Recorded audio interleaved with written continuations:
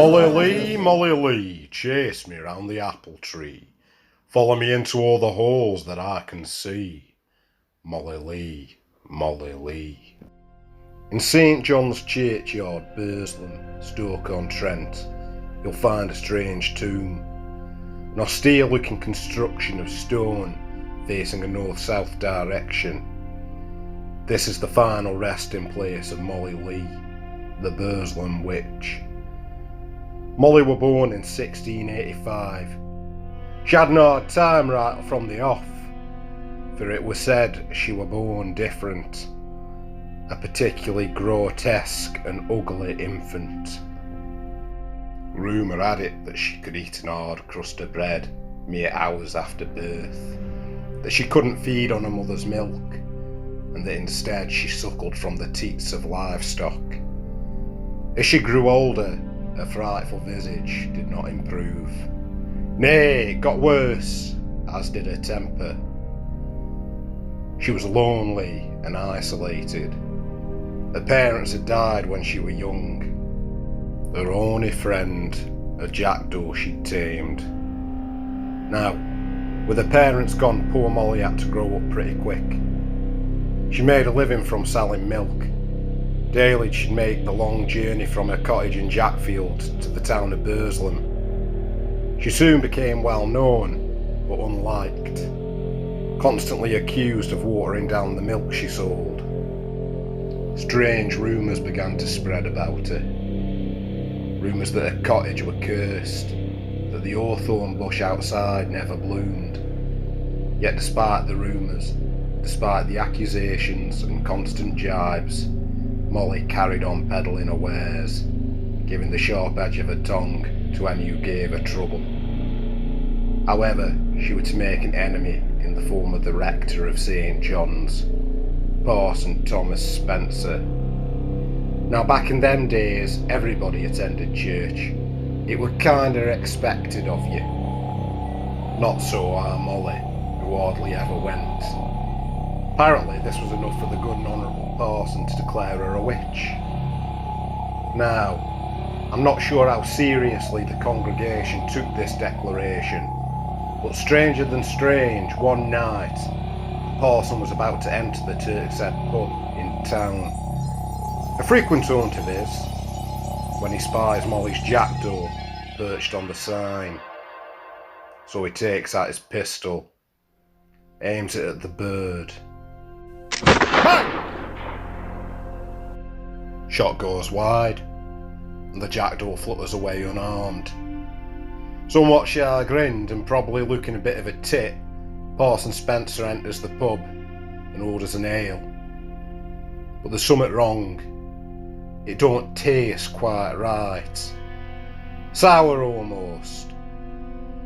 But being a bit of a lush, the parson carries on drinking.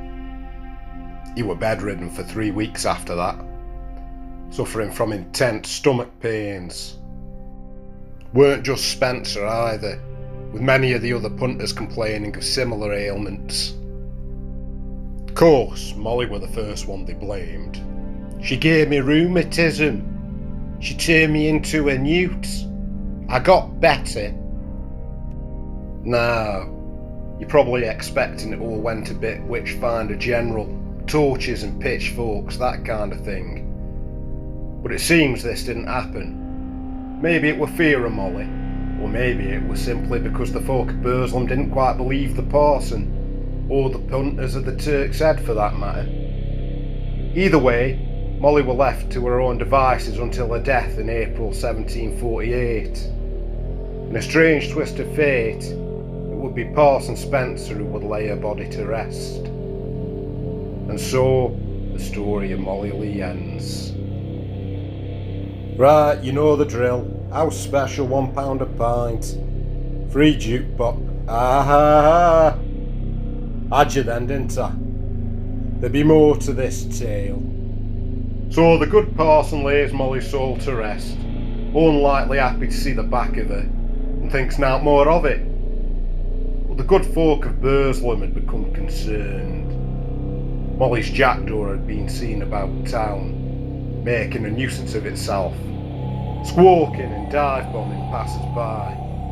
People had started to question, were the witch really dead?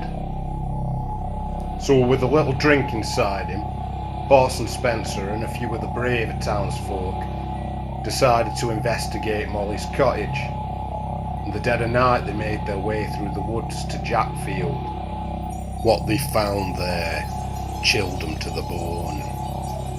Through the small window they spied Molly, knitting in a rocking chair, the jackdaw perched on her shoulder as she mouthed the words, "Weight and measure sold I heaven, milk and water sold I never." Goes without saying they all shat themselves and ran. But the Parson Spencer, he weren't having any of it. He set himself the task of exorcising Molly's unquiet ghost, drafting in 3 vicars from the neighbouring parishes of Newchapel, Stoke and Woolstanton. At midnight the following Sunday, the 4 clergymen made their way to Molly's grave, performed the rite of laying a spirit to rest. Then they did something strange.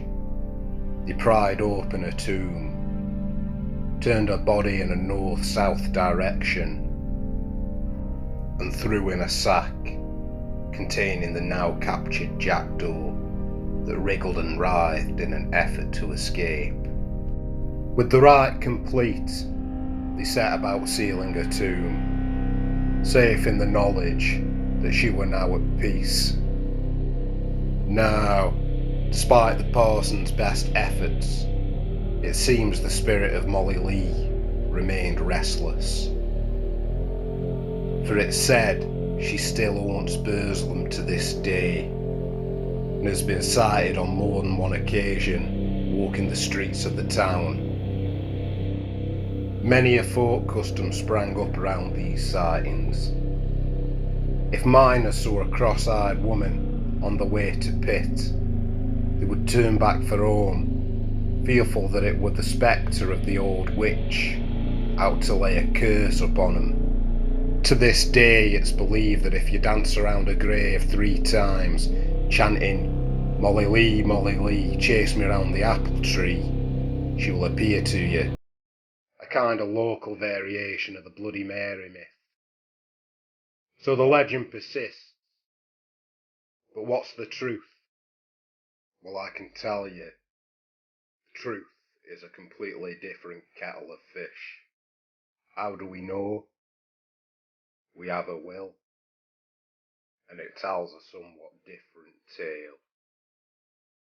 For Molly, or more accurately, Margaret Leigh, were in fact quite a success, owning a large profitable estate, a good portion of which she left to her mother, enough to keep her good until the end of her natural life. But what's that I hear you say? Didn't Molly's parents die when she were young? Well, no. Her mother in fact survived her for a number of years, even remarried to a Mr Joseph Booth, a man Molly weren't exactly fond of. Her will states, I do hereby expressly order and declare that Mr Joseph Booth, my father-in-law, shall have nothing to do with the rents and profits of said lands, but is hereby utterly excluded and debarred. I know, savage, don't reckon they got on, do you? The rest of the will goes on to detail a number of charitable donations to the poor of the parish. She'd left instructions to a Mr Joseph Lovett that on the death of her remaining relatives, you were to sell off all the land. The profits from the sale were to be used to build, and I quote, an hospital in Burslem for the reception and habitation of so many poor women as he think requisite. The only part of the land he was instructed not to sell were a property known as War Flats, which were to be left in the care of a Mrs Alice Beach and all of her descendants. Alice Beach, if you were wondering, were Molly's best and closest friend. At least that is what is inferred from the will. so she weren't the friendless loner the story makes out. How is it then that such a caring and charitable woman is so misremembered? Well, unfortunately it seems it's all down to the society in which she lived. Molly were a success, unmarried, yet owned land, and profitable land at that. How else could she be so successful if not by witchcraft? At least this is how it would have been viewed by some. Not least Parson Thomas Spencer. The parson had a reputation for being a bit of a drinker, spending most of the collection plate donations down at the Turk's Head. In those days, being a parson of a small community like Burslem would have been a lonely and stressful job, the upkeep of the church relying on the generosity of the townsfolk. Any wonder the parson found solace at the bottom of a tankard. Likelihood is he'd gone cap in hand to Molly, only to be rebuffed on account of her not wanting to fund his habit, choosing to help the parish in her own way. In retaliation, there's a good chance that the parson resorted to petty malice, spreading rumours and lies. Lies that have persisted down the centuries. We at least know better and can appreciate Molly for what she really was, a good-hearted woman who cared deeply for her community. Summit I reckon we can all drink to. Right, house special £1 a pint, jukebox and pool table free until closing. You need out, I'll be at the bar. Just hit that bell. Have a good 'un. I'll be seeing you.